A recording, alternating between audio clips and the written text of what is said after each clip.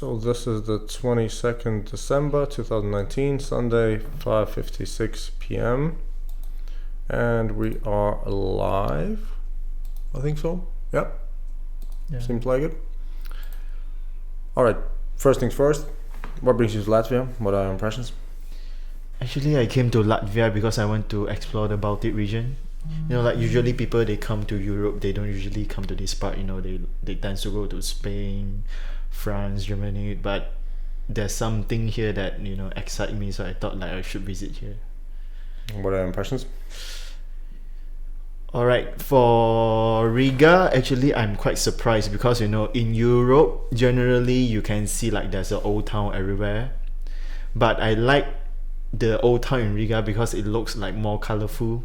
Like you get to see different tone of the on the building, and that's really nice.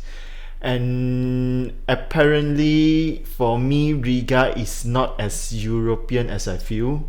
Like usually when I visit the other European country, you tend to see like the big brand, the big shopping malls, and then you get to see like a lot of tourists that walk around, but not in Latvia. Like Latvia for me comparatively looks livable. Like it's a good place to chill and relax, like not so busy. So you think Riga is not that busy? As not busy compared to the other cities that I've been before this, yeah. So what were the cities you've been before?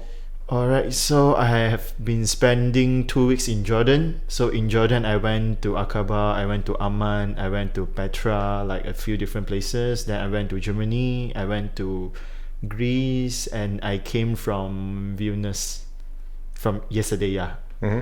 I took a bus from Vilnius to here yesterday. But of course, if we're comparing Vilnius, Riga is much more crowded. Yeah, fair enough. Yeah. So you said you are an engineer. Yep. So working as an engineer in Malaysia, how's that? Boring. Really? I don't hate my job, but I don't love my job either. Just doing my work. So what's it like? What do you do? How's it going in Malaysia? Actually, I work in oil and gas industry. What? Oil and gas. Oh, oil and gas. Yes, actually I work in the offshore platform. Okay. So basically my job is to after the subsurface, we call the geologists, they will identify where in Malaysia there's oil and gas. Then our job is to get the oil and gas from there. So my job is basically install the equipment and component on the hole. So after they drill a hole, I will be installing temperature, flow meter, and then everything, the tube to transport the oil and gas back to the plant for processing. That's my job. So Malaysia is an oil-rich country. I wouldn't say it's a very oil-rich country, but our main income for Malaysia is oil and gas. We made a lot of money from oil and gas. Mm-hmm. Yeah, that's where. Yeah, I think oil-rich countries, Middle East could be more more entitled to call oil-rich country compared to Malaysia. Which one benefits more the society? Let's say the Arabs or Malaysia? Arabs. Really? Yep. Because the thing is, that. Wait a second. Malaysia has a king, right? We call it prime minister. Oh. Yeah. So, we have a king system, but the king is more like the something similar to UK. So they have a royal. But you have a king. Yeah, we have a king. Oh, yeah. Yeah, but usually the decision maker will be from our prime minister. All right. I just thought that you guys still have a sort of a kingdom. No, actually the system in Malaysia is a bit, how to say, we don't call it a king, we call it a sultan. Oh, even better. Yeah, sultan. Right. So in Malaysia we have like 13 states. So what? The states, 13 main city. So wait a second. Malaysia is a country, right? Yes. And then in Malaysia you have 13 states. Are they autonomous? It's like different territory in Malaysia. Okay. So actually each of the states are owned by a sultan. What? Yep. Yes, each of the state have their own sultan. So the king, nice. they will be rotating. Every 3 or 5 years they will be changing the king for the country. Why? That's how the system works. I didn't really go through details, but Is the next one related to the previous one? no. Usually they will take place. Maybe this year could be the state A. The next the following 3 years could be the state B. Like they were doing the rotation system. So a guy could be sultan in all of those 13 Yes. municipalities. Yes, the king will Nice. be chosen from these 13 states. So what does the sultan get? A harem of women? They are having their own, you call the palace. They get to stay in their own palace, and usually when there's things that happening in the state, so the public could voice their needs and their requirement to the sultan and to seek for their helps. Yeah, so it's like you seek for your own government to help you out, something like that. So it's sort of a relic from the past. Does the sultan have also political power, or is it mostly In certain way they have the political power if I'm not mistaken, the king of our country. So if, let's say, a criminal is sentenced to that, the king has the power to to remove the death sentence from him. Wait a second, which one? You said there are 13 king. sultans, The king. but there is a king also. So I told you, right, there will be a leader of the country, the king so-called, will be choosing But out you from call the... it sultan. No, what is the word in Malay?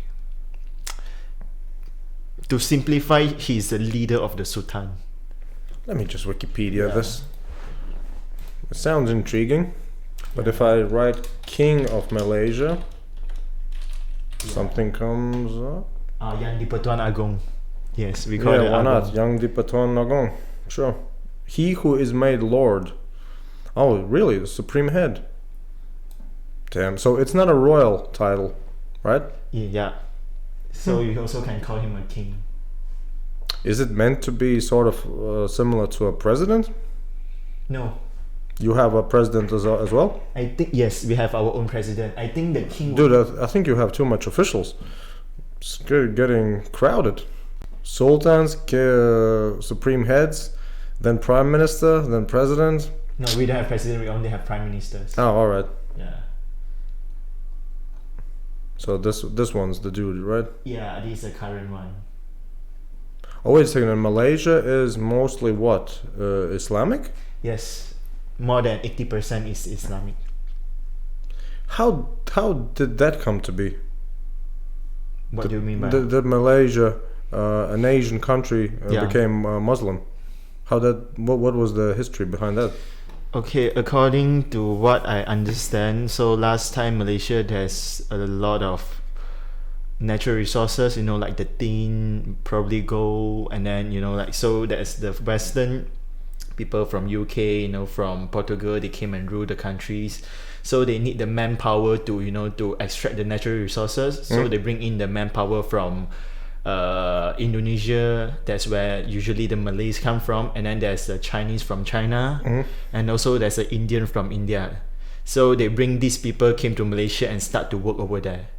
So I think that one happened probably in the early of 1900 years, and until now, after that they start to settle down and they start to grow bigger and bigger. So that's where there's three main races in Malaysia currently, which is Malay, Chinese, and Indian. That's where the occupational requirement come from the past, but mostly is dominant by Malay. Is Malay a separate ethnicity?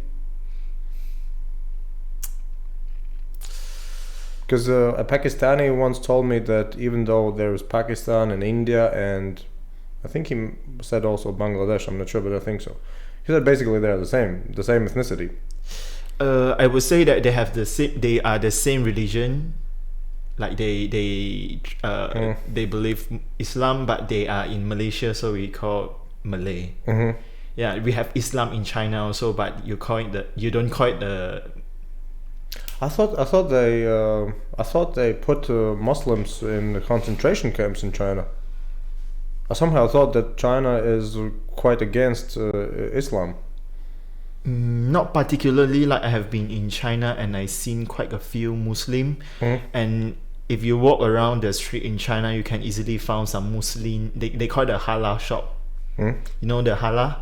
Well, that's their way. That's their type of kosher, right? Yeah, no. Sort of. Halal is actually a certificate that given to The purity. Yeah. Right? Yeah. So like how they kill the animal in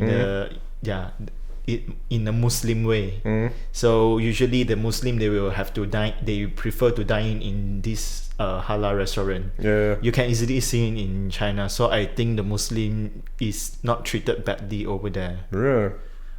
Because I remember seeing some thumbnail on YouTube or something like that.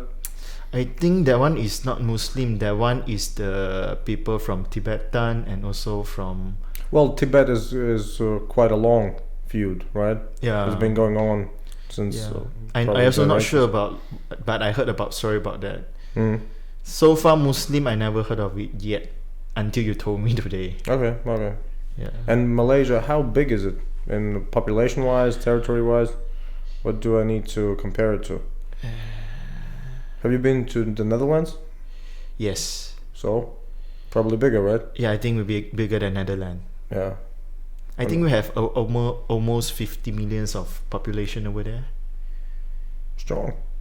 Yeah, like 40 to 50, I would say. Mm. And then so far, it's quite a peaceful country for me. Yeah. Which one? Am I wrong? Or was there some country in your neighborhood that in the past 10 years was overtaken by a military leader? No, not Malaysia. I think that one is Indonesia. Is it? But definitely not Malaysia. Okay. Okay. So you say all good and dandy over there in Yeah. Malaysia? But actually, there's actually 4 year. I think we have this system that's similar to UK. So every 5 years, the public get to choose the leader of their country. So usually it goes to the party we call, like you have like the Democracy Party, and then we have like this so-called the Barisan Nasional. Hmm? It's actually a name of the party. Ah. So there's been ruling Malaysia for quite a few years, probably I think more than 50 years since Malaysia was established. But there's a people, I mean, like the people in Malaysia, they are get so used to the old kind of parties that been ruling them, because they seen like corruptions, and then they seen like, you know, like inefficiency in the current party. So they actually overthrown the last leader of the country and they changed a new one. Mm-hmm. So the current one, they call it PKR. So they changed it through the elections. Through the elections, yeah. Uh-huh. And you said the previous ones were ruling since the founding of Malaysia? Yes, the So founding when was it? 1957. And what was before that? Before that is we are ruled by the British. Oh, so that's why you have a similar system? Yes. That's so interesting, right? You have a sort of a British type of system. They also call it the Prime Minister in British, and they also have their own royal family. Yeah, yeah. And then again, most of the population is Muslim. Yep. Yeah. And ethnically Asian. Yes, Asian. Yeah. What a mix. Right? Yeah, in fact, Malaysia is a very mixed cultural country. Like you can see different type of people over there, and we also have a lot of minority ethnic like Kadazan, and then Bidayo, and then Baba Nyonya. We have a lot of different ethnic over there, but they are like of minority. Mm-hmm. But the main one is the one that I told you, the Chinese, Indian, and Malay. I think mostly I've heard of Malaysia when it comes to Formula One. Yep. And I would assume if you have Formula One races, Malaysia should be pretty rich. That's why I told you our main source of income is from oil and gas. Yeah. So our national oil company called Petronas, so he is the sponsor for the F1. Yeah, they sponsored all the research, everything. Mm-hmm. And then the lubricant, the engine oil, the petrol, everything. And they always bring the F1 to Malaysia. I think there's an annual event where they have the F1 races over there. And does it benefit the society? in the way that it gets more people to know about our country. Like you also know about the F1 in Malaysia, right? So I think that's actually benefit that it helped us to establish a presence in the eyes of the world, I would say. Well, what I meant was actually whether or not the fact that a state-owned company is beneficial to the everyday working man in Malaysia. Do you get, I don't know, higher pensions when you retire? Do you have a quite a sophisticated healthcare system? Yes, in terms of healthcare in Malaysia, as a Malaysian, you can really get the cheap medical, I would say, treatment in the hospital. Like as example, my father who has a cholesterol problem, so every 2 months that they have to, get the cholesterol medicine. Can I be positively racist for a moment? A bit, yes. I thought Asians don't really get high cholesterol. I mean, like it happens nowadays, right? You never know what kind of food you are eating. Is it because he eats like a Western style diet? I know. Usually, people when they get old, their cholesterol problem just come. I don't know. Really? Yeah. Even with local food.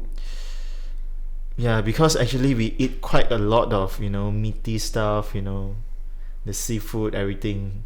Actually, they think that seafood is a culprit for cholesterol. Seafood? Yeah. Sounds a little bit suspicious. Yeah, that's how we believe. Usually, when you eat seafood, right, you tend to get the cholesterol. I thought you get cholesterol from fats. Mostly from cattle. We eat a lot of cattle also. Yeah. Oh yeah, talking about the cholesterol, so my dad have to get the medicine supply every 2 or 3 months, and every time he go to the public hospital, he probably pay less than €5 to get the medicine supply. Well, in one way it's good, but on the other way, he's not really motivated to change his diet, right? To not have to take medicine. Actually, I don't say that Okay, I have to put 2 things away. Okay, the first one, we never know what kind of disease we get, right? Sure. Yeah, so that's when we get certain kind of disease when we go to hospital, the public hospital. So we don't really have to pay a really high amount of medical bill, I would say. And secondly, it's in the way that, how to say, like in Asian society or maybe in the person I know, when they know that they have some kind of medical concern, usually they will try to change their lifestyle. The medicine is more like something to help them to get a better or efficient results. Yeah. But one thing about one thing bad about what you mentioned is that because we have a lot of the helps and assistance from the government, so usually certain kind of people, they tends to get lazier. Like they can easily get scholarship to study. When you have a newborn in your family, usually the government will give some kind of assistance. And then like education, you will be covered, and then even in medical is covered. So there's also the argument going on in Malaysia that certain kind of people are getting lazy and lazier. When things happen, something news, the society doesn't grow as fast as it should be, I would say, because of the sponsorship from the government. You are worried about being too comfortable? Yes.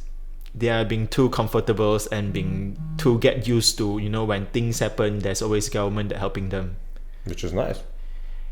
But you won't be improving yourself, right? Imagine that if you are in the country when you don't get the job, the government paying for your living. Unemployment. Yes. And then so that the people would think that I get employed, I get the same amount of what the government is paying for me, so why should I be working?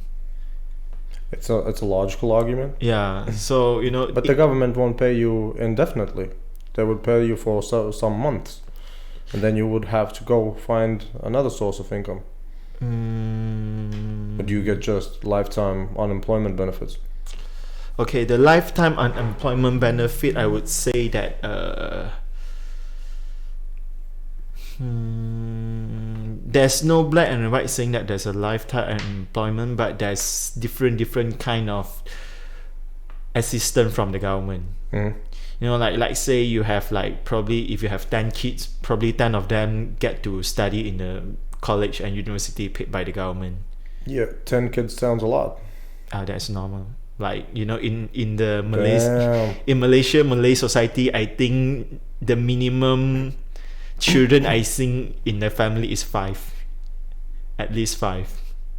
What does that mean? That people are getting married very early? Yeah, they marry usually after the moment they graduate from the university. I would say like 23.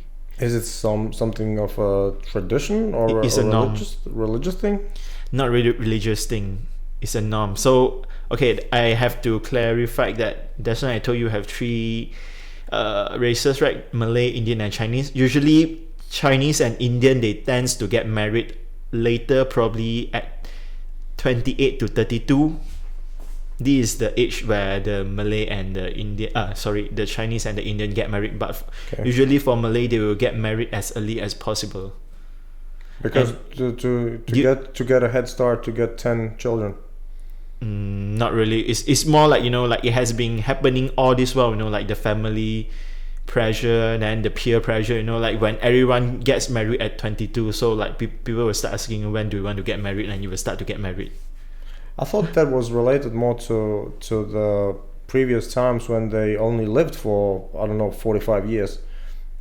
Not really. You see, like in the Chinese society, usually last time they get married at 16, but it doesn't happen nowadays. Because they are sort of becoming capitalists.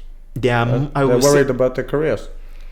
Yeah, in terms of career freedom, you know, the mindset change, you know, like, because I think the mindset play an important role. Like, if for us, you will think about, if you get married, you have to pay for, you know, your kids, you have to pay for your wife, and then you have to get a house, you have to pay for your loan, your mortgage, everything.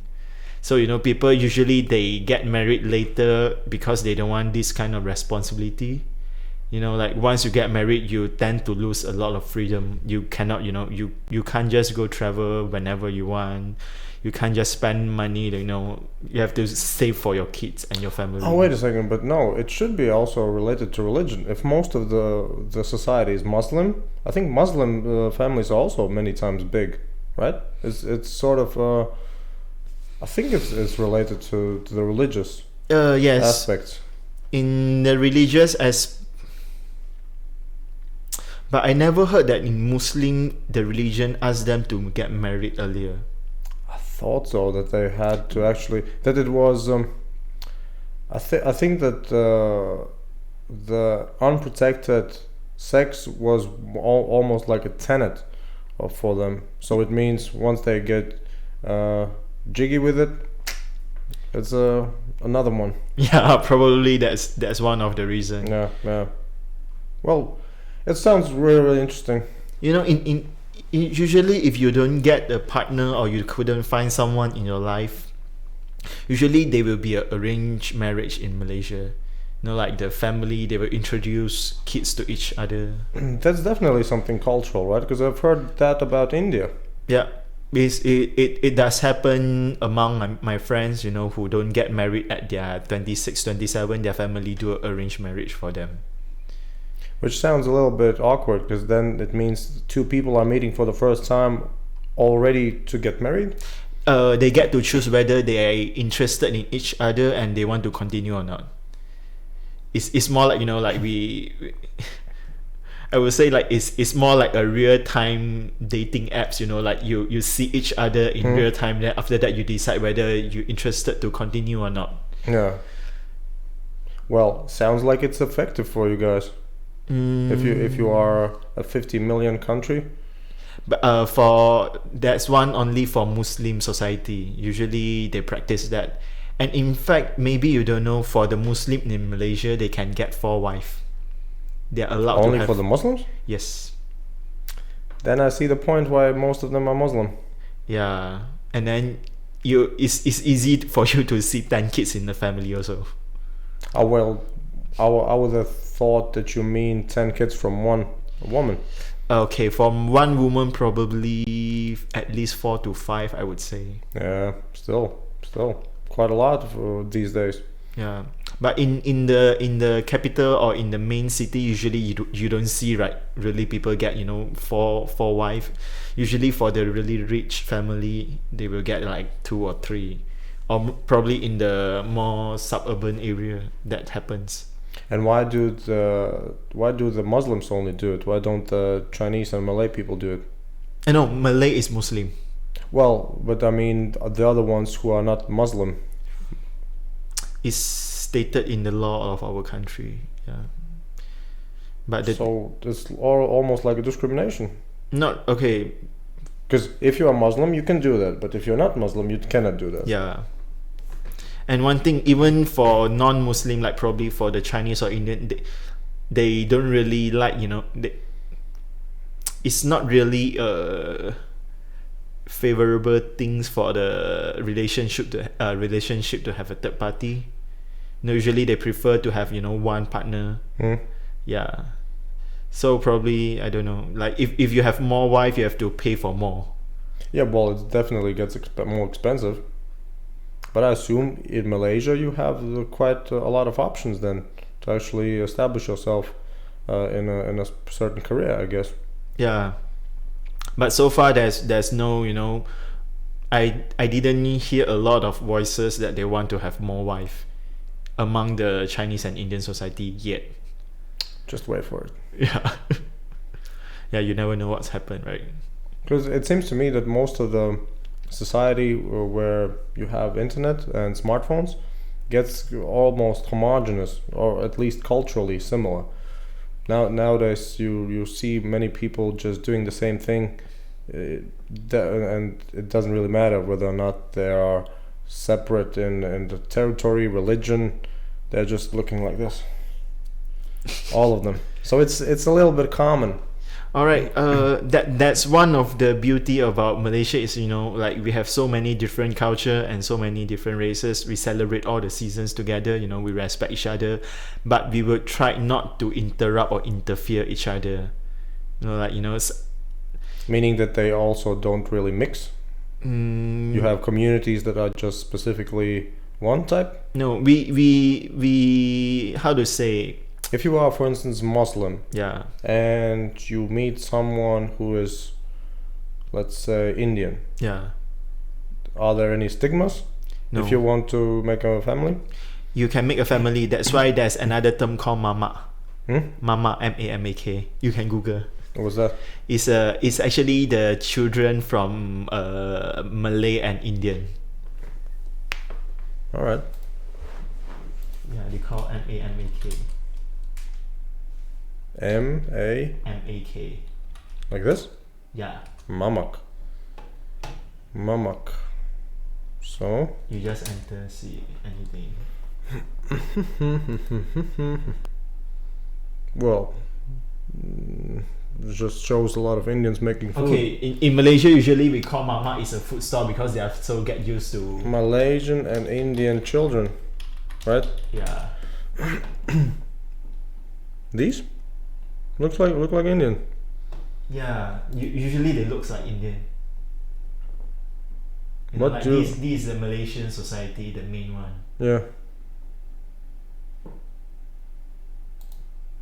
So these? Oh wait a second, this is the Malaysian No, flag? this is Chinese, yeah, this is a Malaysian flag. This one. Yeah, this is a Malaysian flag. So why is it so similar to the American? Oh no, it's similar but different. You know, America they have different stars. Come on, man, you're now splitting hairs. But one I mean thing, the stripes. I mean the colors, the rectangle even.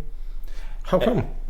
and I think the flags they copy each other, right? You know, like with 3 colors. You know, different arrange. You know, you arrange black and then green, black, yellow, red. All right, true yeah. that. But still, the real form with the black and white stripes with blue rectangle. Yes. Come on, man. Somebody has to copy.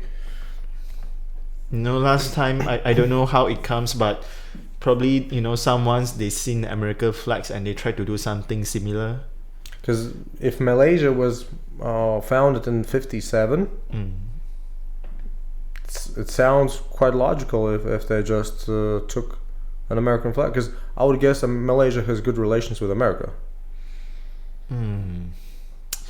Okay, this is complicated because currently, because we are the Muslim country, so because of the terrorist issue, the Muslim and between, Not those. I mean, wait a second. Most of the Malay, you said Malay are Muslims, right? So they look like Malaysian people. They don't look like Arab people, right? We are Muslim country for them. Look, mostly when people speak about Islam, they just imagine some Arab-looking dude, right? And you're not that, right? Yeah, am I right? You have to know, because I have a lot of Muslim friends. Their names start with probably Muhammad. Sure.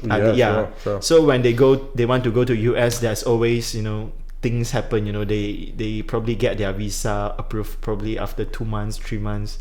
There's a lot of checking on the background with them. Right. Yeah. So the name and the religion is suspicious, but then they see them. Oh, they're Asian. All right, fine. And there's still people who got rejected. Yeah. So I wouldn't say very good relationship, but for me personally, I get my visa with no issue, because I think because the name and the religion play a big part. And so what was the reason you got easily through?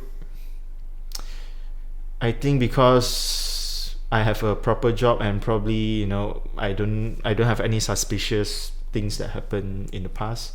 As long as you give a valid reason why you want to visit US, you have like probably you have a job that you are not going there for people call it, like you try to smuggle into the country to try to get a job over there, then probably they will just get your visa approved.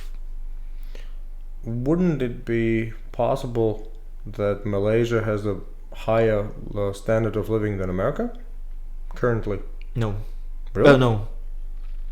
How do you define the highest standard of living?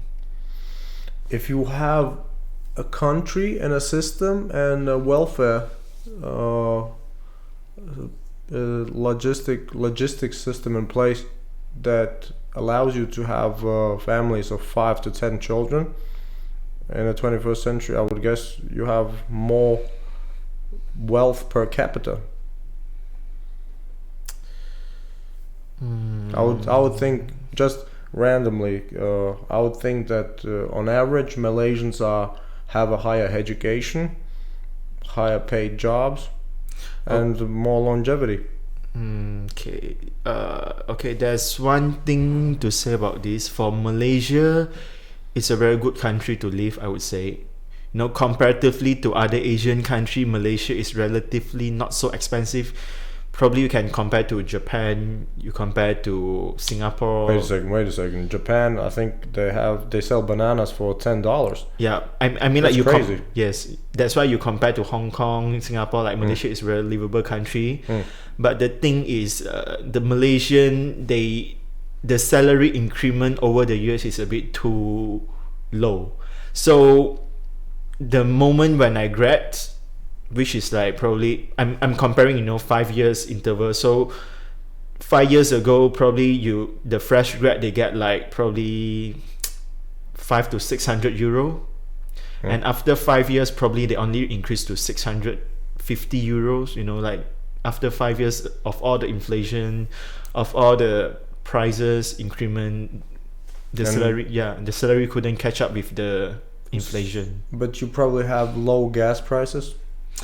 One of the reason is low gas prices, and another reason is I think there's no a proper system to manage how the employee should be paid according to the inflation and to the living standard of that specific time. Imagine that, like, you're probably paying €1 for the coffee now, and after 5 years you're paying €1.50, but probably your salary only increased from €500 to 520 or 530 euros. Like things. I'm drinking less coffee. Yeah, I'm just giving an example. Like things. The inflation is happening too fast, but the salary increment is a bit quite sad to see. and that's why the especially for the housing prices in Malaysia increased by almost 100 to 200% over 5 years. Did you guys have the global financial crisis? Okay, there's not a global financial crisis, but there's some things happen to Malaysia that causes our currency to drop a lot. 10 years ago? Maybe 6 or 7 years ago. That's why people are so angry over the past ruling parties. So there's actually, you know, this ruling party, they are involved in some kind of scandal of, you know, like they accuse the leader of the country during that time of, you know, doing money laundering and stuff. So Oh, you had wasn't Malaysia involved with some hedge fund scandal? Nice. Nice. yeah, Yeah, right. I think there was a crazy Malaysian sort of hedge fund manager who went to America, and then he met Leonardo DiCaprio and all sorts of celebrities, and I think he funded the movie Wolf of Wall Street. yes, you know about that. Yeah, yeah. Well, it was good for media Yeah, you Right. know, like and good for partying probably.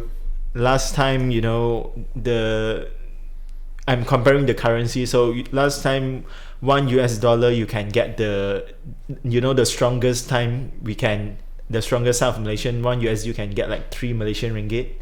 We use ringgit there. So at the moment, $1 you can get like 4.2, 4.3 Malaysian ringgit. So I think due to that issue, there's a lot of investor that lose faith in Malaysia. So our economic actually slump a lot during that time. And then, you know, like the housing price increase, you know, things happen, you know, the scandals got discovered by people. So that's where people overthrown the current ruling parties and they decided to change a new one. Yeah, and then we are hoping best thing to happen. And what do you think of politics in general? Okay, I have to say that politics in general, there's it's very hard because in Malaysia we have like 3 different races, right? That one I'm telling you. So usually what I'm sad is about the politics always play around with the races. Really? Yeah, you know, like there's I mean, like when you talk about the societies, you know, they are usually the minority of the Malaysian. They don't get a better treatment as compared to the Muslim. You know, usually people will say that, you know, probably you get the scholarship. If let's say you have 10 places, probably they will give 8 to the Muslim. Yeah, and then the rest they will, you know, they have this like quota system. Yeah, It's almost like in America affirmative action, just with the Muslims. yeah. So it's very common to see that, you know, like for certain kids they scored really well in their exam. You know, they having the flying colors in their examination, but they don't get the scholarship that they required to further study. But for some certain people, even they score okay, like not a really good results, but they, because of the quota, they get to advance further. Yeah, well, I guess for the majority it's beneficial, right? How do you say about that? The majority is beneficial. Well, I don't know. Would you call Malaysia a democracy? I guess not, right? Technically not. We call ourselves democracy. Oh, really? Yeah. So in a democracy, the majority rules. So if the Muslims are the majority and they get the favorable treatment, Oh, that's all's not fine. that's not democracy. well, but the majority gets the favorable treatment. Okay. See? The majority gets to decide things. Yeah. You know, when things happen, you can get to vote. Mhm. But when come to this kind of like medical system, okay, as example, I'm talking about just now we talking about scholarship. Is it mean that, you know, like, because, you know, for me certain things you should be giving to certain party because of their ability, and you don't want to waste money, right? Yeah, Yeah. preferably no. Yeah, because we have been in Malaysia, we have been so inefficiency because we have been spending money in things that we shouldn't be spending. For instance. Like I told you, like you have a better person to educate and better person to invest, but because of the quota, you want to invest certain. Oh, all right. Yeah, you know, for a country. But you still get an educated person. No. I mean, Okay. you I are- from my personal experience, I'm been seeing that people who get sponsored to study overseas, but they don't score well, they fail the exam, so they're given the second chance, and the second chance, the third chance, the fourth chance. So a 5 years education probably, you know, prolonged to 6 or 7 years Yeah. because of the inefficiency of the students who go study. You know, the government actually have to spend more money because they want to make sure that you graduated. But why don't you use the resources to sponsor 2 different person, you know, who are more capable, you know, who are more efficient in the study, so after you won't be wasting your money. That's what I would say. So racist card is the things that been happening everywhere, I would say, no matter in which country, in which region. But the Muslim thing is not really racist, right? It's religious. Is race, because I'm talking about Malay, Chinese and Indian now. I'm talking about the race now. Okay, you can call the religion cis or what. If I don't get me wrong, but if I take a Malaysian person, a Malay person, and put it next to a Chinese person, could I tell the difference? Yeah. Really? You just type Malay vs Chinese, then you will know the difference. Usually they have a darker skin color. What? They have Darker? Yeah. So Malay And Chinese. and Chinese. Right. Chinese. It's a little bit tricky now. Alright, you can see this picture. So she's Chinese Yeah. and she's Malay. Yeah. Yeah, I mean Malay look a little bit more tan. Yeah, they look a bit more tan, and this is Indian. Yeah, well then Yeah. that's the most obvious. Yeah, it's actually you wouldn't have problem in, you know, differentiate between These look all Chinese. these all Chinese. Oh, all right. Okay, you can see this one. Yeah, you know, those are Malay. This one? Yeah, and this one, you can see like they have a Okay. tan skin, right? Okay, yeah, I get it.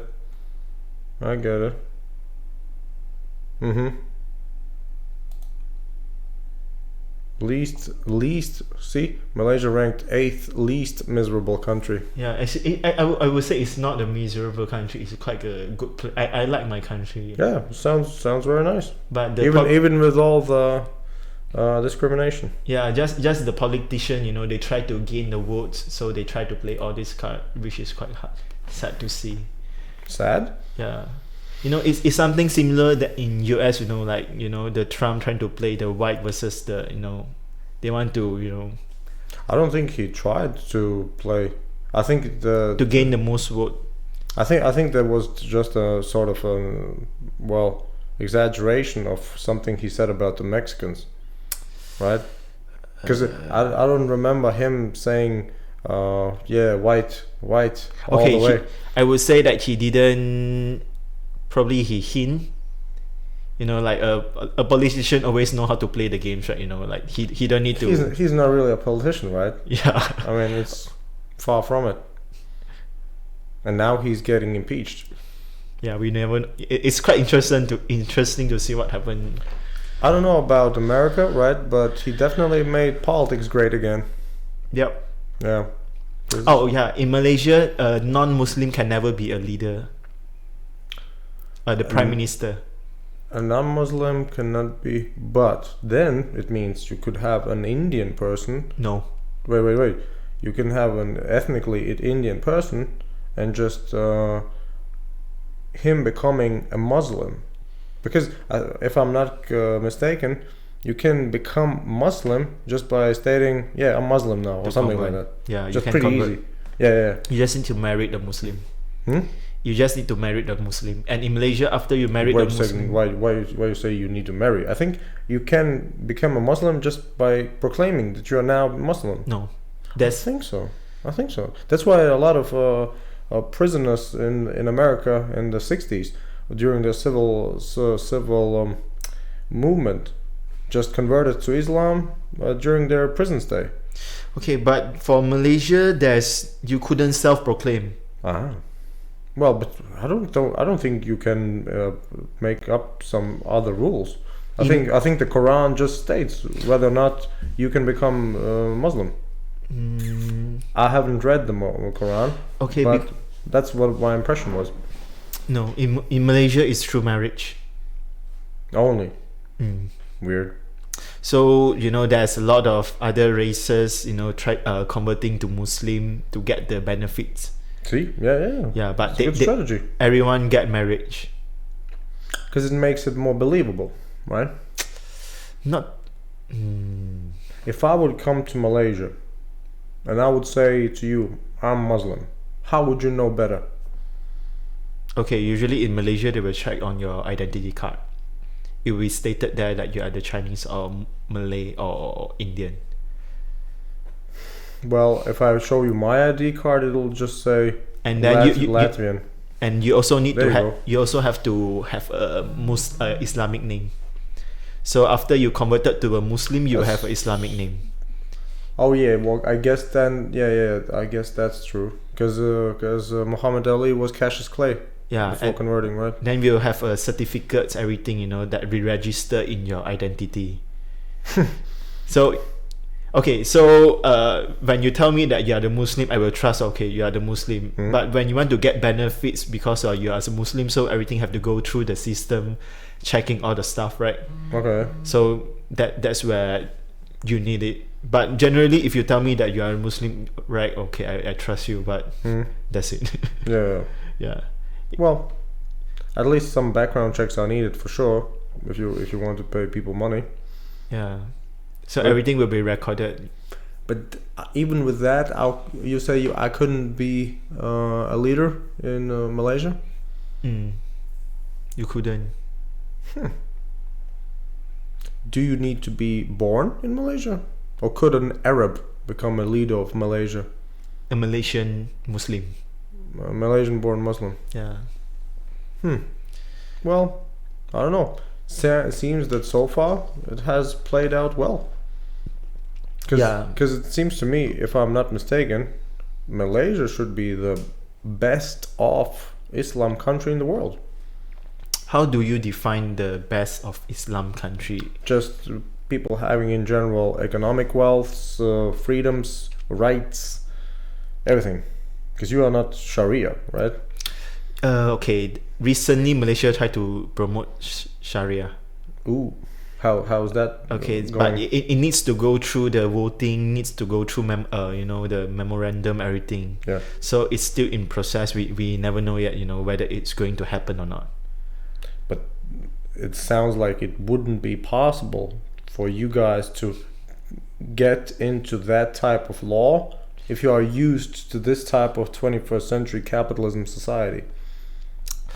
Sounds strange. There's still people that who promoting because when you are so religious to because that's your religion, right? The thought of your religion. So if you are the really religious people, so I think that there's still quite a few parties that actually agreed with it. But before it can become a law of the country, you need to go through different processes, different of checking, and also the voices to be taken. But since last year, there has been voices saying that they want to reactivate the Sharia law. Wow. Can you imagine somebody passing a law that bans Wi-Fi?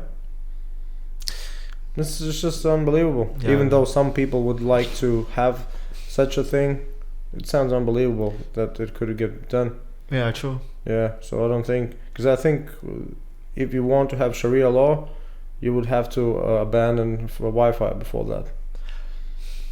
No, just cutting internet in general. I think they try to promote the Sharia law because there's been a lot of unethical stuff that happening in Malaysia. Like people steal, So the Sharia law, right? The moment when you steal, you have to chop off your head.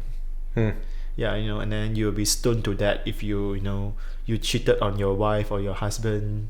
Well, it would be difficult to cheat if you have 4 wives, right? but any things that has, let's say you met the girl with, when you have a wife that you haven't married that girl, you are considered cheating. I think Islam has some type of short-term marriage agreement No. that's being used as a form of prostitution. I As far as I understand, that's something they do usually I just to avoid that criminal punishment thing. Just to say, yeah, we were married for those 2 hours. Okay, that's weird because in Malaysia usually it's either you get married or no. Yeah, that's what I mean. Because there's a traditional type of marriage, just continuously, and then I think there was even a documentary about it. I don't know if it was Iran or something like that, but some type of Muslim country where they showed that they have a short-term marriages, which basically mean that it's just prostitution. And legal prostitution, and sort of you legalize the prostitution by being married for the time. So far, that's haven't happened in Malaysia yet. That's still not something that I heard in my society. Yeah. Well, again, it might be related to some specific Islam laws or some traditions or cultures that are more related to the Arabs. Yeah, because when the Muslim, I mean, like when the Islamic, they go to different part of the world, they tends to have different version and different kind of belief. Because before now, I thought Turkey is the best Islam country. Sounds like Malaysia is. What is the worst thing you could say about Malaysia, or its people, or its politics? Okay, one of the very common thing in Malaysia nowadays is people are leaving. That's not a bad thing, right? A bad thing for the countries. The people who leave are those who are really gifted, who are really good in their academic, who are really good in their career, but because of the politics that they don't get the chance to further, advance their career or to have a life in the country, so they move to other part of the world to get a better treatment. They could have a nice living in Malaysia. They just want a better one, right? They could find work. They could find. You can find work, but you don't get opportunity. For what? Okay, as example, I would say we go back to the scholarship. Okay, the government is not sponsoring you to study. So be it. Yeah, but there's a lot of other countries that willing open the door, say that I pay for your scholarship, I pay for your tuition fee, I pay for your accommodation allowance. Come to my country, study and work for me. Okay, you do that. What comes next? You stay in that country? Yeah, after they grad, then they will just continue stay in that country and then work and get the citizenship. And some of them just come back to Malaysia, right? Some come back, but for the short while they left. Yeah, I seen a few that my friend that came back, then they gone. Yeah, because in terms of career advancement, probably in the company when they want to elect a managerial role or probably a CEO or president, they will sometimes they might be looking on your race again. They might not promote you because you are non-Muslim, because they want to have a Muslim majority country. And for you to get a license to work in Malaysia, or for you to open a company in Malaysia, you need to have a Muslim title. Means that if you are the Chinese, you need to get a partner who is a Muslim to open a new company. I think I've heard that about Saudi Arabia. That's sort of similar, that foreigners cannot actually do business. They have to found companies and have a local Muslim partner. So for my company, talking about that, in my company, if you want to provide services or you want to sell stuff, equipment, anything to my company, you need to have a registered company. But this registered company need to be owned by Muslim, or at least one of the partner is Muslim. Yeah. I tried to think where Malaysians could go where it's even better than Malaysia, and the only place I could imagine would be maybe Australia. Yeah, they go to Australia and some went to. There's few go to Canada Oh damn, that's far. and Singapore. There's a lot. Easily they go to Singapore. Could I tell the difference between a Singaporean dude and a Malaysian dude? You cannot. Really? We look the same. Okay. Basically Singapore is just across. Probably if you are in Johor, which is the southernmost state in Malaysia, probably you just cross a bridge and you will reach Singapore. Oh, And you can check but the Google. that's another country, right? And Singapore is a country, but it's a very small country. But their passport is so strong. They rank the second best passport in the world. I think they are the top 3. What does that mean? Means that they can go any of the country, most of the country in the world without a visa. Ah, and Singapore is not Muslim then? No, not. It's a non-Muslim country. Oh, so what are they then? They are mostly Chinese. Last time, before Malaysia is formed, we are called the Malaya Union. So there's the time where Singapore and Malaysia used to be one country. Oh well, sounds logical. Yeah, and after a few years, I think there's a difference of opinion between the leaders, so they decided they should separate. Sounds like Korea In in a sense. I don't know how to compare, but after that, they just split and it become Malaysia and it become Singapore. Yeah. Yeah, but we are so close to each other. And Malaysia is bigger, right? Yes, Malaysia is bigger. But Singapore is more friendly to the Americans, right? Because Singapore is wasn't AMD from Singapore? Oh no, maybe Taiwan. Maybe Taiwan. But Singapore is friendly It's with a bit everyone. confusing because if you would ask me, I would say Singapore, Malaysia, Taiwan. All of them are sort of related to China, and yet they are so economically Western. It's ridiculous. Malaysia is not really related to China. Is it not? Yeah, we are not really related to China. No. I mean historically and culturally, because you have Chinese people. We have Right? Chinese China descendant. I mean, like Yeah. Chinese, they go everywhere, right? Well, not really everywhere, right? But I think I know what you mean. Yeah. And didn't the Japanese claim that the Chinese just came from Japan? Seriously, you compare the land size of China and you compare the land size of Japan. No, but I think wasn't there the story that the Chinese hieroglyphs are basically just Japanese ones, or was it vice versa that the Japans came from China? Okay, for about that part I couldn't comment, but I seen the word system in Japan. There's a lot of things that they reference from China. Ah. Yeah, if I go to Japan, sometimes I haven't been to Japan, Yeah. but when I look at the Japan movies or the Japan titles, sometimes I can guess what they are trying to mean, because certain words they reference from Chinese language. All right. Usually Japanese their wording system is quite curvy, and then Chinese is more. Dude, Yeah. I just write Latin. Okay. I'm good with that. It's funny that they still have those type of hieroglyphs. You would think at one point in time they just get tired of it, because I've heard that even Chinese people don't really learn the whole alphabet. They just learn the most frequent used symbols. Okay. In fact, for me nowadays, I'm still learning Chinese every day Why?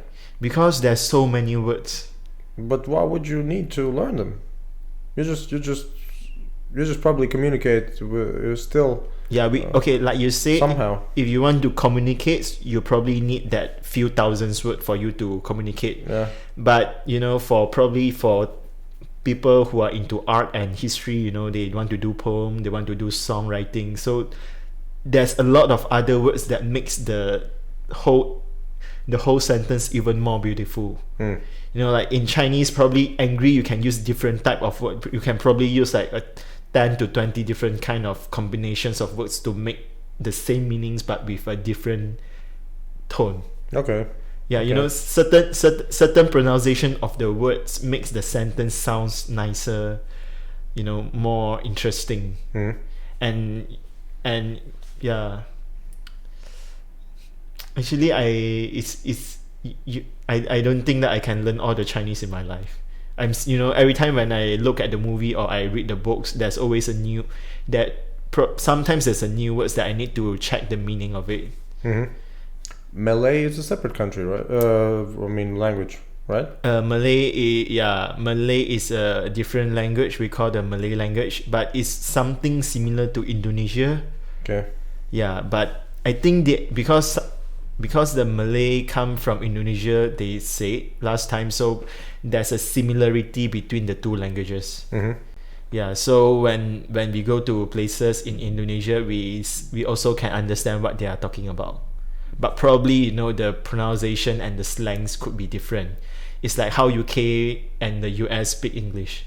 I see. No, the different tone and the different pronunciation that they use. Yeah, well, the dialects are definitely almost always they are different when it's more than 200 kilometers apart, I guess. Yeah. Right.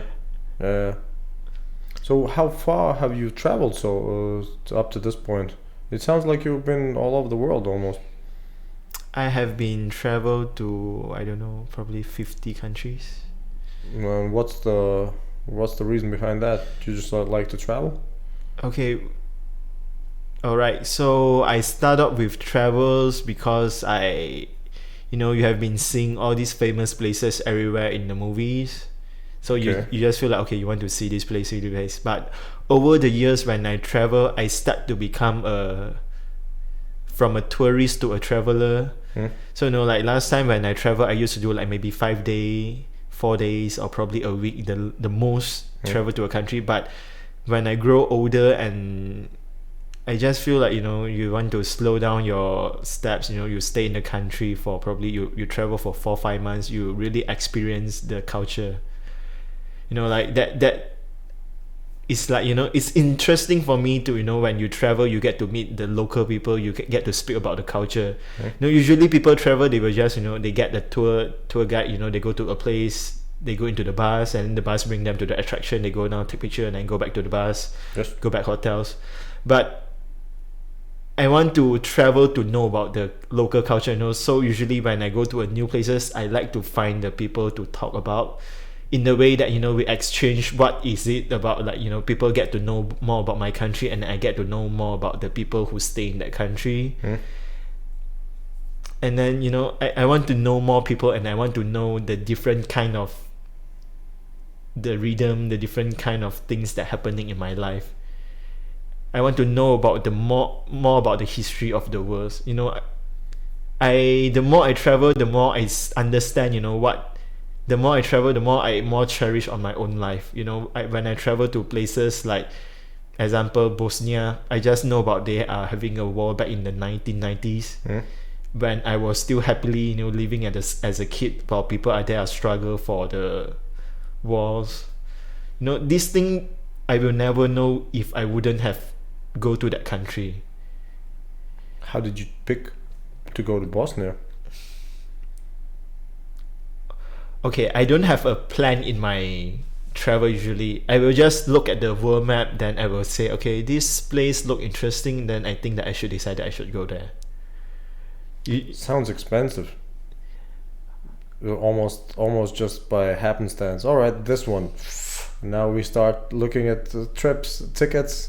Yes, but usually I will pinpoint at that specific country that I want to go, and I will try to find I will try to find the local airport. Like the nearby airport that I can get the cheapest ticket. Then I will start to work my way into that country and to the nearby places.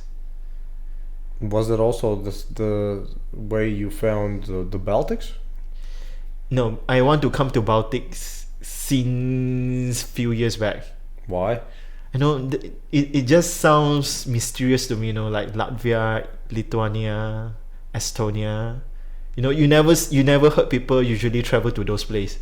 You heard people travel to Germany, France, London, UK or Spain or Greece, but you seldom heard people flying to this part of the European, or probably your nearby country, Finland, Denmark. People always go there, but for Baltic, it's something that interesting. So you just want to be different. Okay, one thing is to be different, and I want to see things that people didn't tell you. if I go to Finland, I go to Denmark, I probably I know what is happening over there. You know, people have been sharing their travel photos, have been sharing their experience in that country. So I have too much expectation on in that places, and I know I have the impression on what should I be seeing in that place. I like surprise. But the good kind of surprise. Yes, I the guess. good kind of no matter good or bad, you know, it's an experience. But you said you were in the Jordan. Wouldn't you, if you go to Jordan, wouldn't you expect some civil war? No, the moment I choose Jordan because I want to visit Petra. And when it comes to the safety, did you make some prior research that all is safe? No, I just go there. But Jordan had some problems, right? Recently. But that's what people talk about Jordan. When I go Yeah. to Jordan, people are so nice. They are the nicest people I have been ever travel. You know, like I went to Jordan, you know, I just passed, just example, when I walk on the street in the Jordan, no matter which city I go, you know, people just say hi to you. You know, the kids or people that's older or the teenage, they will approach you and they will ask, where do you come from? And they, you know, like they just say that welcome to their country. It might be related to the fact that you are different. Yes, probably they are different, but the same things when I in Germany or the same things when I come to Latvia or I go to Estonia, I'm different, right? Because my face. Yeah. But people don't do that to me. Yeah, well, because they respect your privacy. See? Okay, that could be. Okay, that's another way of saying it. And when in Jordan, you know, when I just pass by the bakery shop, then I'm feel interested to look at what kind of bakery they are doing, and the owner just invite me in and give me the sample of all the bread that he's making, without asking me to buy. You know, That's good salesmanship. yeah, I would say that, you know, people, they do things that they don't expect you. He probably just looked at afar and said, "Oh, look, there's a rich foreigner coming. Let's just try to get some samples out."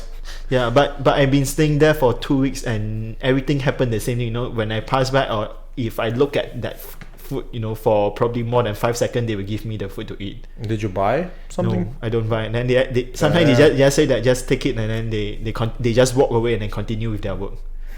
That makes me feel a bit different, you know. Like I have been so get used to when I travel, people to be, you know, respect my privacy, who won't cross that border. But in Jordan, people, you know, they just being so friendly, you know, like I think probably they don't have much tourists, or maybe they are so exciting that there's people visiting their country. But generally, it's a very safe country. Jordan. Yeah, I have no problem. I even drive in Jordan. What? Because in Jordan, the public transport is a bit hard. So from one place to the other is a bit inconvenient if you wouldn't have a car. So that's where I decided that I should rent a car to go to nearby cities.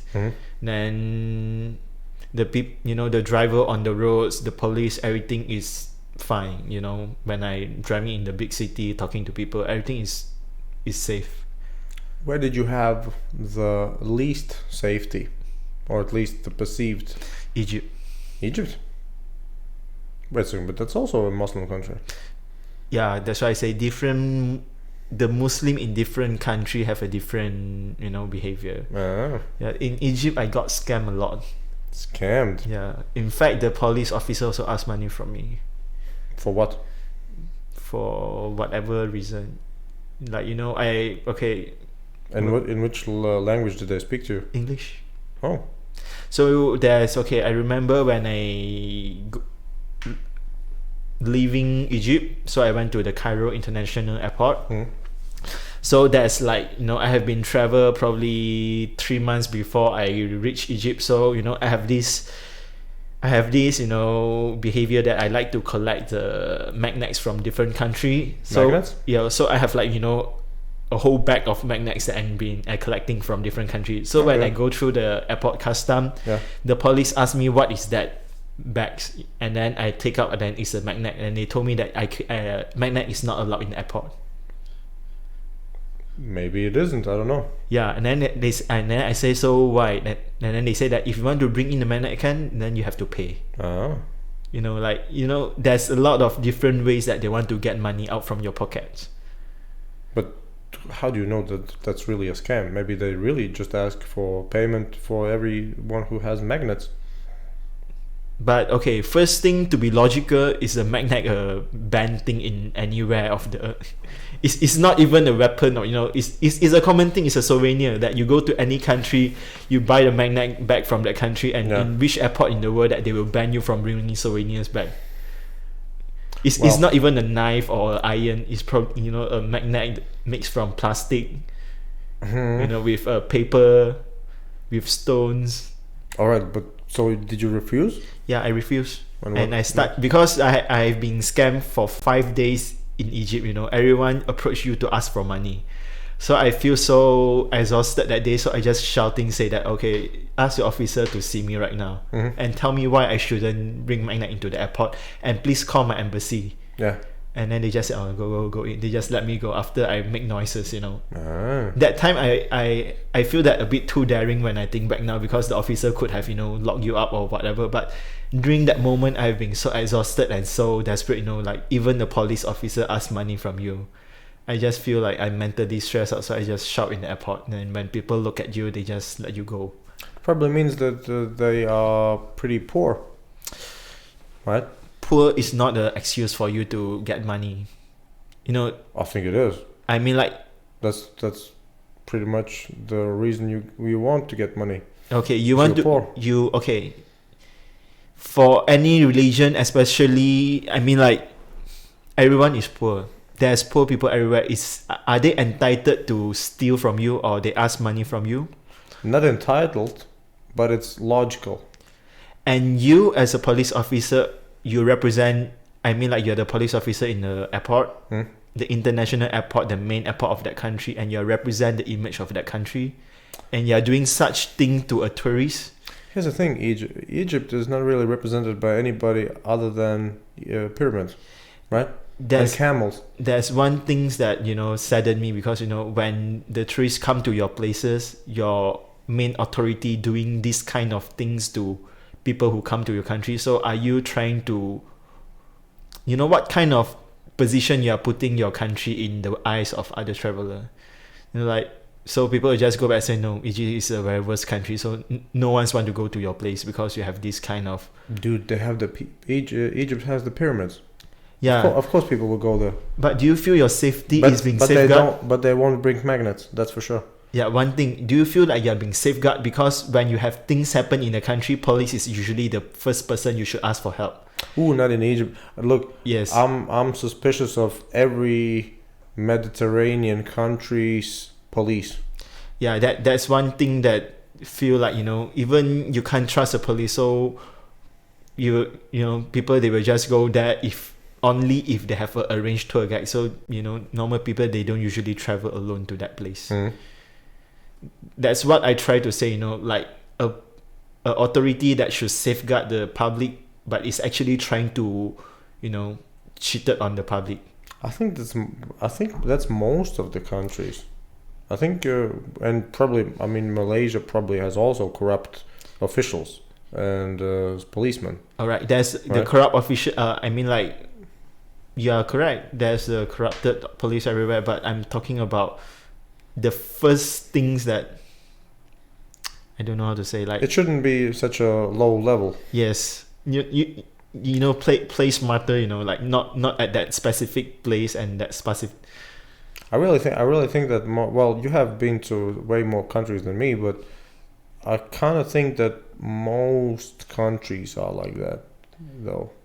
If you would go to, for instance, some South American, Okay, I never been to South America. Colombian police, I'm not sure how they would play with you. If they could send some option to get money from you, I think they might take it.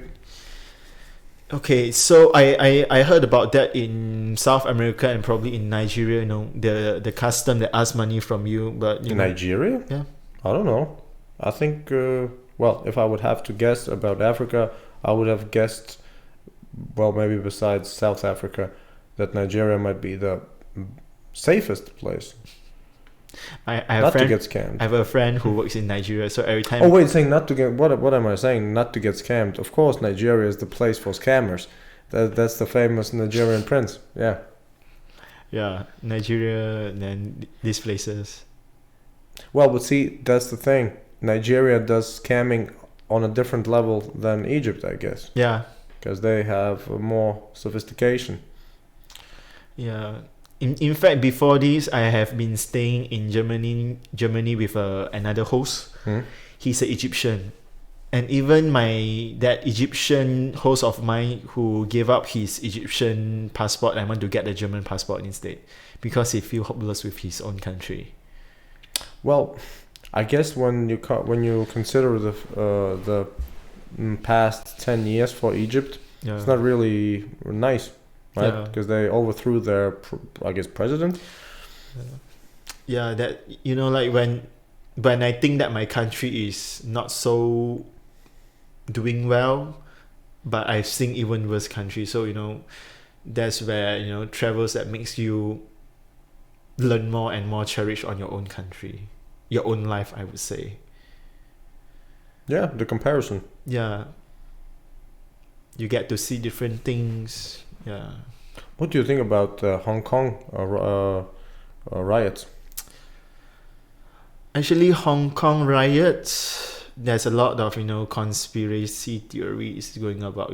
There's a theory, people saying that the US is handling this kind of riot and provoking this kind of riot behind because they have these trade wars between China. Yeah, I thought you might say it's the Jews again. No, it's because of the trade war. They try to provoke things that happen in China, so they have more deals. And okay, to be honest, I'm a bit sad to see Hong Kong become like this. How to say?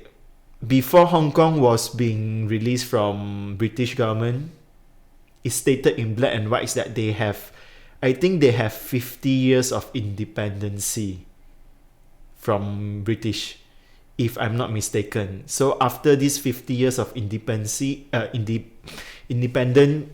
the rights have to give back to China. So eventually China will own Hong Kong. Really? It's just a matter of facts. It's just a matter of time that they want. After, I think they have another 20 or 30 years before China will fully own back Hong Kong, according to the agreement when British releasing Hong Kong. All right. But after these few years, people in the there's a social media spreading saying that okay, when China takes your country, you wouldn't have freedom of speech. If you said something wrong, you will be you will be executing or you will be vanishing in the thin air. Sounds reasonable.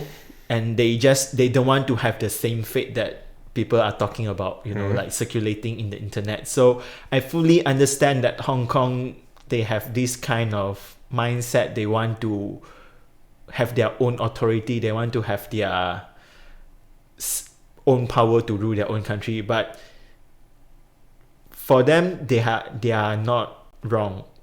But according to the law and the agreement, China doesn't mix anything wrong.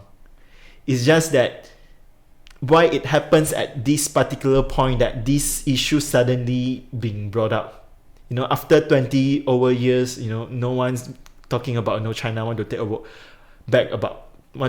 back Hong Kong, want to rule Hong Kong back. Like why at that particular point where trade war happens, this issue suddenly become a big thing.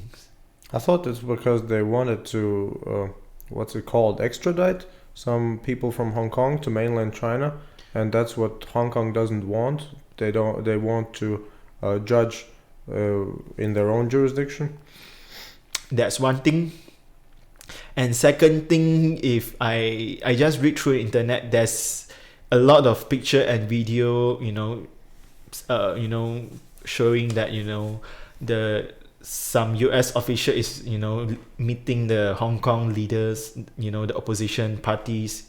I don't know what they are talking about, but the theory is saying that the US is funding this riot behind Hong Kong. They want to make things as big as possible. Yes, that's why I like the America. Yeah, and one thing that America has been very unfair, like when Hong Kong tried to do a riot and want to fight for their freedom, they go to they go through the official Senate, and in their forum they have been discussing and they are approving the law to protect Hong Kong, but why not to other places? Like there have been Mexican, there have been South America, so many riots that going on. There have been in other country. Why only Hong Kong they support? They don't bother about other places. That's the money. Hong Kong has much more money. And also China. What do you mean China? You want to control? You want to fight with China? I don't know if they want to fight with China because China is a big market. Because China is rising too fast. Too fast? Yeah, you look at the 5G now. Hmm? You look at 5G. What about it? The speed. You have heard about 3G, 4G, and 5G, right? Yeah. So 5G is a transmission of the data speed. So whoever that own the copyright of 5G, you get so much money. Wasn't 5G meant because there was always a talk, 5G, but I think most of the application for 5G wasn't meant to be just for mobile surfing. It was mostly for some type of industrial things, right? So, if you own the copyright of 5G, how much money you can earn from the consequences business? Here's a funny thing. I remember reading a book about Chinese manufacturing, and the author was describing his experience while doing business in China. And he said they don't operate as a normal business because they don't have to turn out a profit. So he said that basically the Chinese economy is a big swindle, because most of the companies that he dealt with were actually financially in ruins. But I think he said that the government, or at least the banks, provided so much liquidity with cheap credit, that they didn't have to actually operate with a profit. They could still continue to work even with losses. And so his main point was that it's a big scam, that the Chinese tiger is actually a big scam because they don't compete fairly as a normal business would. They are sort of state funded, or they have cheap credit, or something like that. Yeah, it probably be true, but there's still, about this, but why you still want to invest in China? Because I think those people who invest in China still can find ways to make a capitalistic profit. There's been saying that if you enter China, your technology will be stolen. Whatever you are doing now will be taken over by a Chinese company. Because they don't really care about copyrights, right? My main point is, this thing is happening in China, and you make the decision to go in, you have no one to blame. I actually, a couple of days ago, I saw it on the Joe Rogan podcast, that he said he knows somebody in Google, and that person said, I guess to him, that we had the decision to make. Either we go into China and work with them, or we don't go into China, and China will just copy our algorithm and our system. So the most sensible was to actually go in the market and work with them, rather than just having them copy Google. Okay, this is a very sad part about China, because they are quite good in copying stuff. But you still see that there's a lot of big companies that goes in, and after that they complain their technology being copied, being stolen. And then they go and complain, and the new company go in, the new technology being stolen, and then new complaints filed out. The same cycle that going on and on and on. So it's either you just don't go in, or you just don't sell anything to China. I think what they usually do is just have their research and development outside of China, but have their manufacturing in China. So it's even worse. They can do back engineering. Yeah.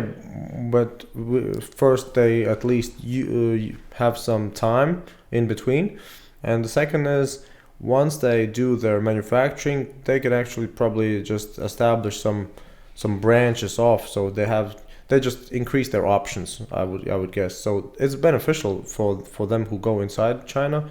They can find opportunities and exploit them. To be frank, China is really a big market and a big opportunity for you to go in. You get so much profit over there, but copyright is one thing that you are right about. Mm. It's the matter of how you want to protect your creation, your idea, your copyright. But it's hard. So probably you should just go in and sell off. Make a couple years of money when your new products, then you sell the copyrights to the local.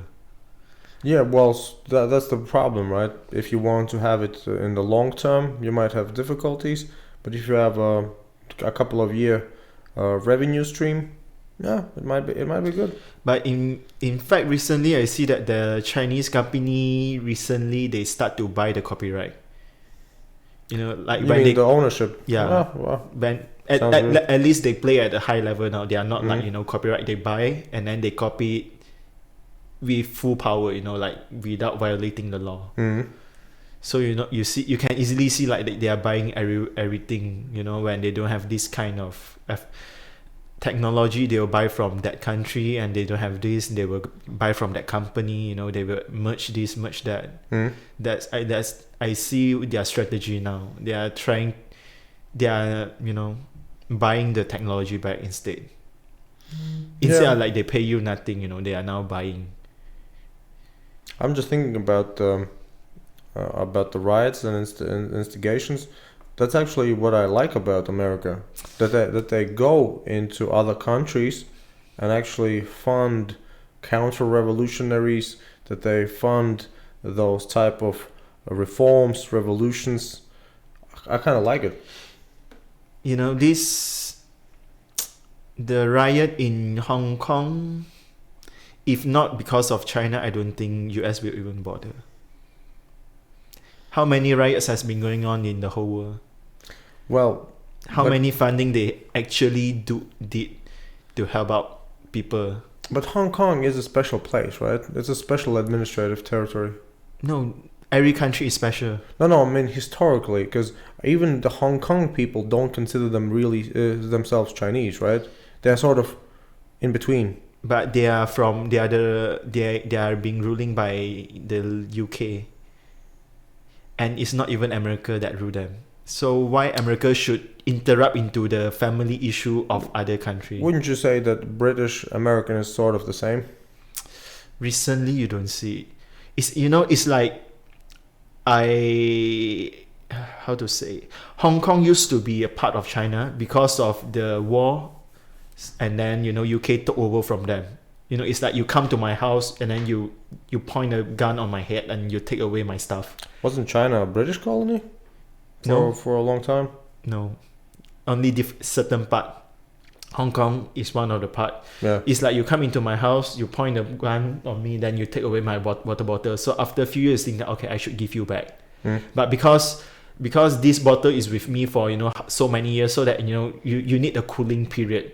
So you only have a full ownership after 30 years, and after that, you are telling me, and then America suddenly come in and say that no, it's not belong to you. No, how does it possible? When we go, You know why? Because the bottle says that they don't belong to the. yes, They listen to the bottle. Okay, so history. Okay, this is the issue. Last time China used to, they get different. They are one piece because they have so many different part of China that made up one China. If let's say the issue of Hong Kong is being, if Hong Kong wins over this riot, like they are independent, what happens to the other places? When all of the places they start to say that I also want to be independent out from China, we want to get out from China. Yeah, next Shanghai. So, yes, Yeah. and then the whole Beijing. China will be falling apart, Which wouldn't be that bad, because China is really big. and the whole thing, the economics things will be collapsed. You just saw about UK that Brexit caused so many problems. Everything reshuffle. If really that's happened to China, I probably want China is even bigger than the whole Europe. What will be happening? So Well, look, when you talk about, for instance, Brexit, nobody's yes, it's a nuisance. Yes, it's problematic in the short term, but in the long term, no, because you see, nobody's really bothered. when it goes up, the job opportunities, the trading system, It will still go on. It will still go on. What if the European, like you are from Paris, then your factory is in UK? Yeah. So you have to bring everything out, right? Because that one is no longer belong to Europe, because the trading will be difficult later. It probably will be the same. It's probably because that's why they delayed, so they can actually exit with a deal. So the deal would be actually to just continue the economic relations. But if it's so easier, the previous term of the prime minister would have achieved it, right? If it's so easy, the previous term of the prime minister from UK should have achieved, right? I think it's a matter of timing, because before that you had a different ECB president, and you also had a different, oh man, what's it called? The president of the European Commission? I'm not sure, but basically Juncker, right? And now I think they are at the end. He was at his end for the term. So it's just people, the chairmans change, right? So I think it's just timing. You have a more favorable time to get an agreement, and you have a less favorable time. And I think Margaret, what was her name? Margaret, you know, the previous prime minister of Britain. I think she had a less favorable timing. An example for other people who wants to go to Europe, it will become another thing to reshuffle. Like my passport, I can go to European without visa, but because of the Brexit things is happening, so there's this Schengen area and then there's a UK. You know, my passport, all the terms and condition has been revised again. And then you for certain places you need to apply for the visa. For certain place you don't need a visa now. You know that everything has been. It's sort of logical. Every couple of years there are major border shifts, administrative shifts. You had 2014 Crimea getting to Russia administratively. Yeah, that's what I'm saying. So last time it's fluent. No, you are making things that less inefficient. For me, okay, things will change, but you should do things that more efficient. You know. You mean with the borders? No matter borders or work, it's like you're talking about just now. If the country is falling apart, there's different state. You know, there's things. This one exit, and then there's new one coming in. Yeah. So you need to go through more processes nowadays. Last time you need to only go through one process, but now you have to go through 2, 3, and then you need to revise second or third or fourth term. It will make things less inefficient. It's probably just a little bump on the road, because I think 100 years ago it was even more difficult to get everywhere. Yes, you are right. So why we want to go back to the previous one? Well, when you are already on the smooth one now, or probably you can. It's not even really smooth now. Okay, I would say there's problem, but we have to think about the way to make it smoother, but not go backwards. But see, here's the big difference. Britain was really concerned about foreign immigrants basically ruining their country, which is a legitimate concern for every country, and for Europe in general. It was the Syrian migration crisis, right? Yeah. So that's why it's important for particular regions to actually feel that they are more in control, and maybe that outweighs their interests for smooth economic transactions. Okay, you can talk that about for the European countries, but for China, just now you said that you want them to be. It's a good thing for them to free. No, I think it's. I think when you have big countries, it's really just a simulation, because I don't know of any big country that's really united as a country. It's just every time you go to I don't know, let's say Russia or what would be now even Germany. Germany is fairly big, but on a global scale not enormous, and even they would like to have separate countries within themselves, right? Because they have the 16 lands, but most of them would like to be their own country. I mean, like who wouldn't want to be their own country? Well, there are. I mean, when it comes to some major political opinions, I think Latvia, for instance, would like to be more European Union than a separate country, because if you are a part of a bigger entity, you have more options, more security, all of that. But other places, yeah, other places would just like to, yeah, if I can do it alone, I would do it. And so I think it's just a matter of time when that actually happens, because historically it was quite difficult to establish a separate administrative territory and all those things. But nowadays, with the technology that we have, I think you might in the future see just the world filled with lots of Netherlands, right? Small countries, dense, populated, economically well established, speaking their own languages or dialects. Because technically, Dutch isn't even really a separate language. I think it's just some form of Germanic. It's a dialect. Yeah. Same with Austria. It's just German with an accent. Probably. And they are on a map, separate countries, separate governments, but basically the culture is so similar, the economic prosperity is so similar, everything's so similar, but separate countries and working together, doing business with each other. So I would guess almost all of the world could be at one time just Austria and the Netherlands. But so far, I didn't see a good example yet. Like North Korea, South Korea, North Sudan, South Sudan. I don't know about Sudan, North Korea. Well, it would be difficult to have a good relationship for them if they are ideologically so much opposed. Yes. Even you don't talk about the North and South. Like sometimes, probably like you say, people from the northern Latvia or the southern Latvia, they might have a different opinion. Latvia? Yeah, I don't know about this. Well, I mean, I get your point. Yeah, like they have different thought, different mindset, different culture. Only the Easterners. Yeah. Because they are closer to Russia, and they have Eastern Latvia is almost like a buffer zone. I mean, like the whole population in the world, everyone have different mindset. Everyone thinks differently. That's where the rules that brings them together to make things, to prevent even messier things happen, right? If not, why we need the rules or law? Because there's nothing that can bring people together. Everyone behave differently. They want to do different things. The things that you like might not be the things that I like. I probably like this, you like that.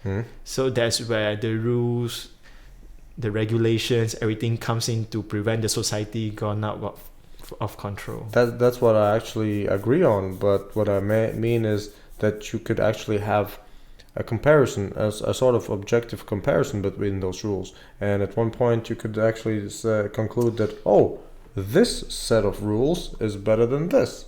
And this country has a better policy than this country. But one thing, human beings are selfish.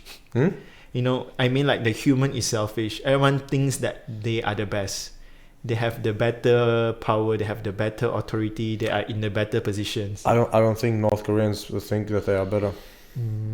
Probably not. But this superiority in the human beings always makes them think that they are the better human beings compared to the other, and they want to rule the other party. That's where like from last time until now, the war's been going. I take over your territories. You came to my place and overthrow my kingdom.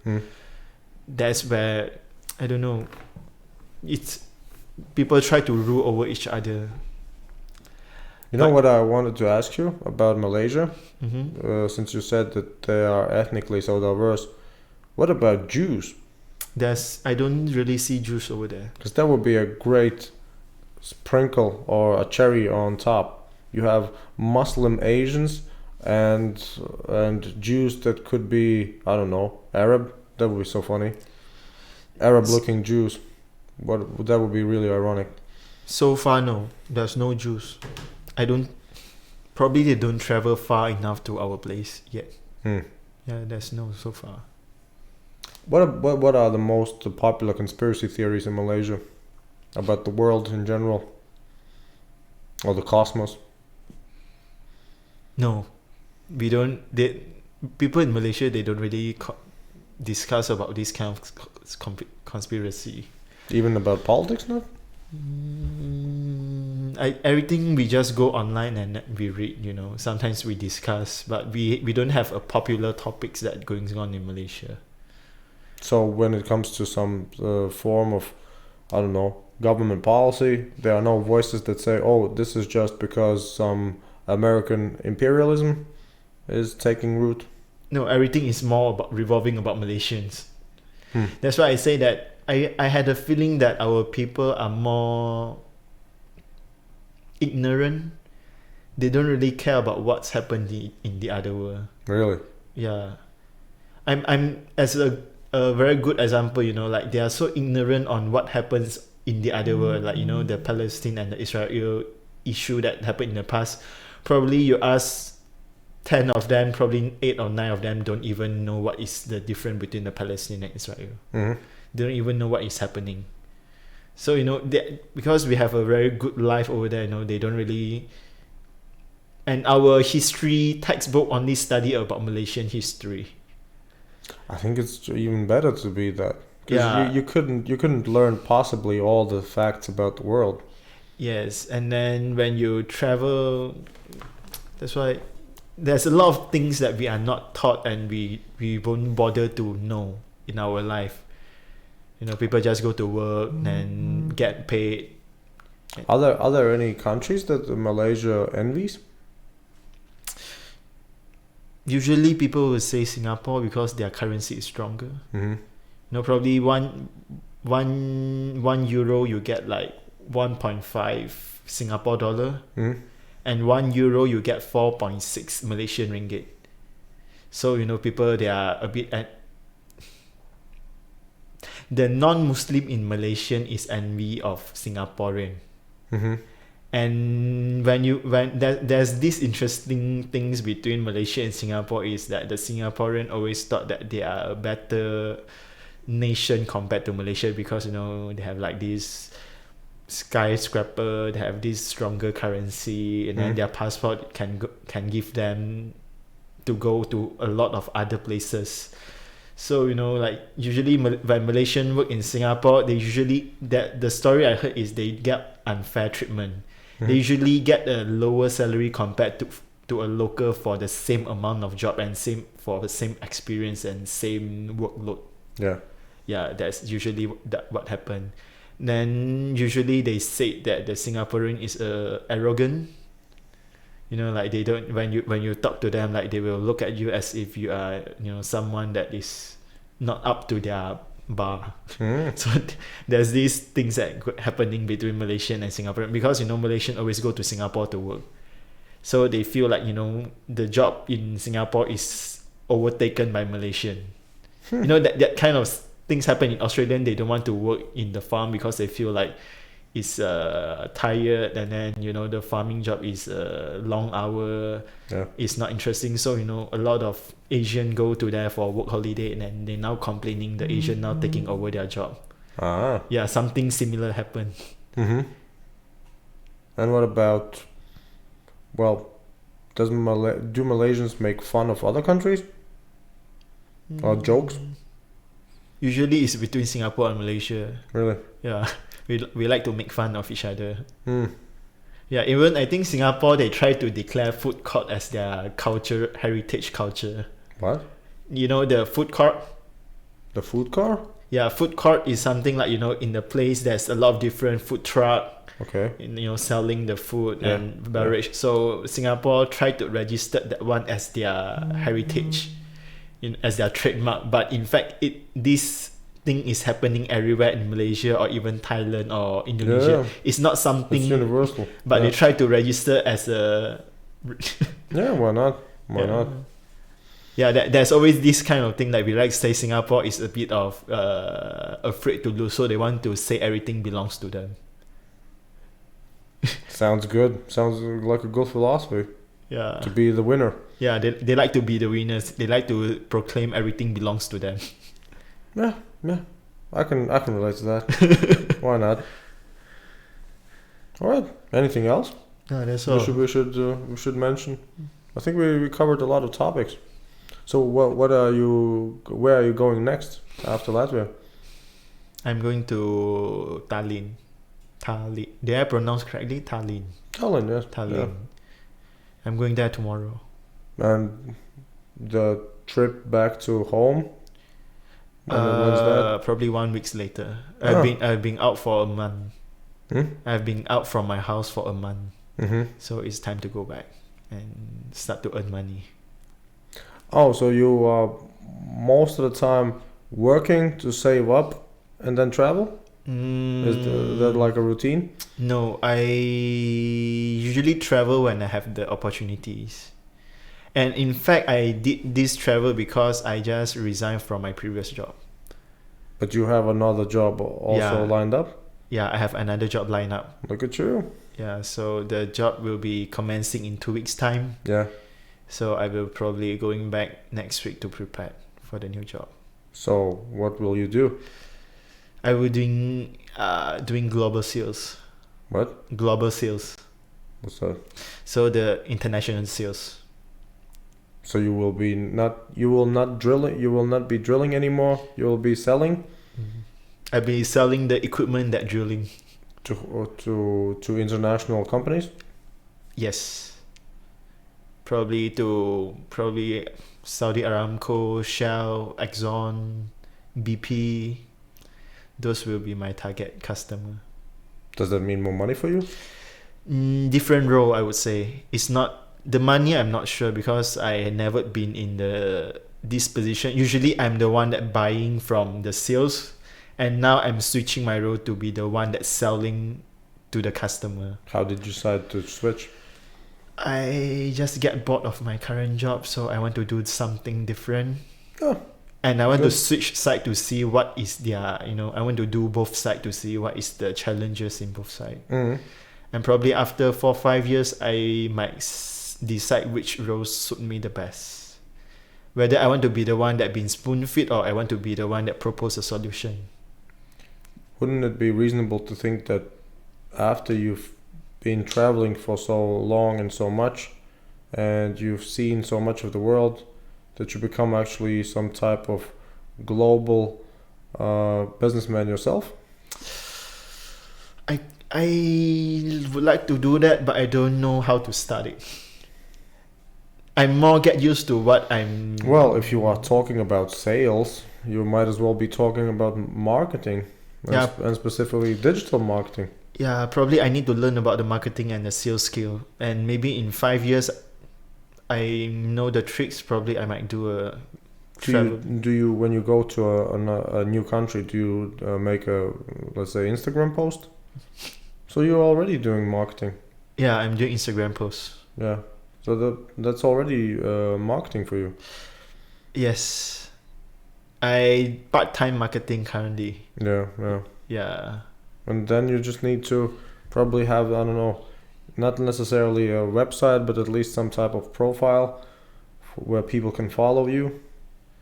Yes, if they want to know more. That's about it. Yeah.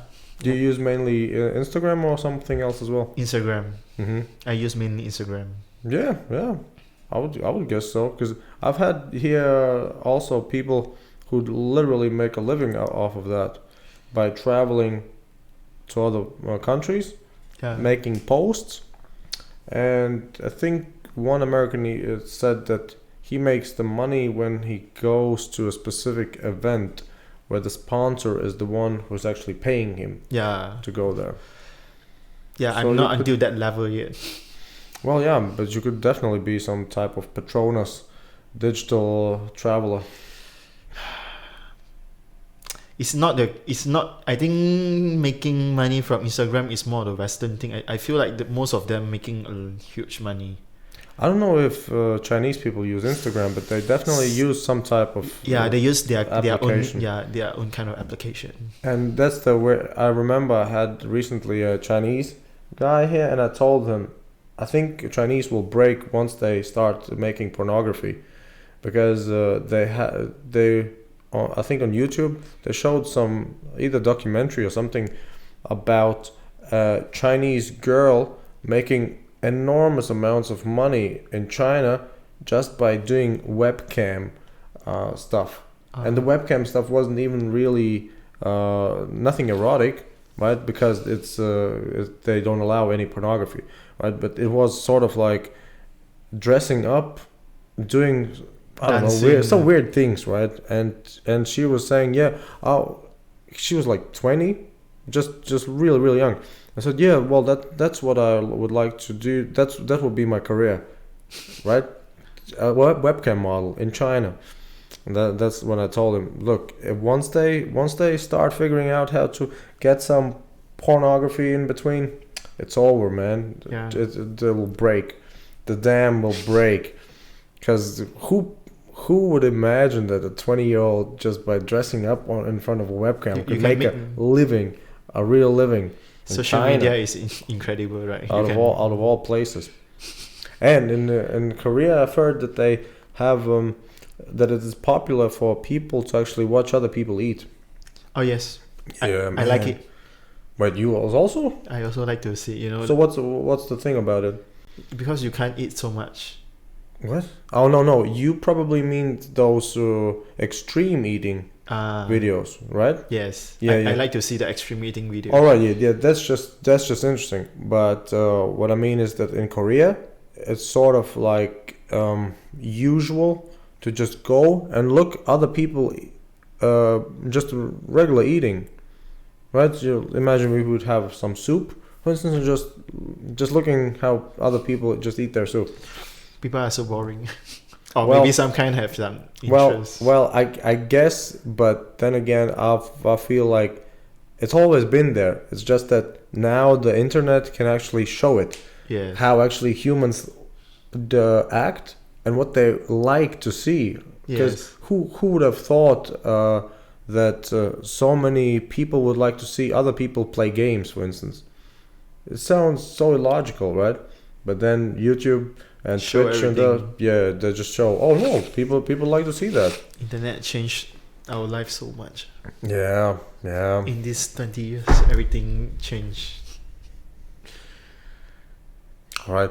I think we've discussed plenty. if you'll be next time around in Latvia, let me know, Yeah. and we can get back at it. Yeah. Maybe you come to Malaysia. It's pretty far, right? Yeah. I have traveled here, It's very far. so it's not that far. How long does it take to actually get to this place? Think if with transit, probably 15 hours. Yeah, with a transit. Yeah. Do any ships go there? Do what? Ships, like cruise ships. We do not so far, I think. Mm-hmm. Never that I heard. What's the climate like?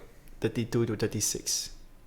The night time we could go lowest 26. You mean all year? Yes. Nice. Daytime we can go as hot as probably 38, 39 degrees Celsius. Not bad. And And- no earthquakes, no tsunamis? No. But the thing is, the weather in Malaysia is humid, so you get sweat easily. Nah.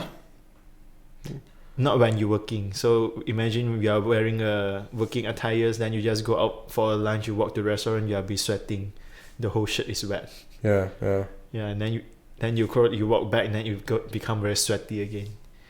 So in Malaysia, especially during the extreme weather, you work in the office with the cold air conditioner, then you go out so hot, so people get sick easily. Your body get hot and cold, and then you get wet.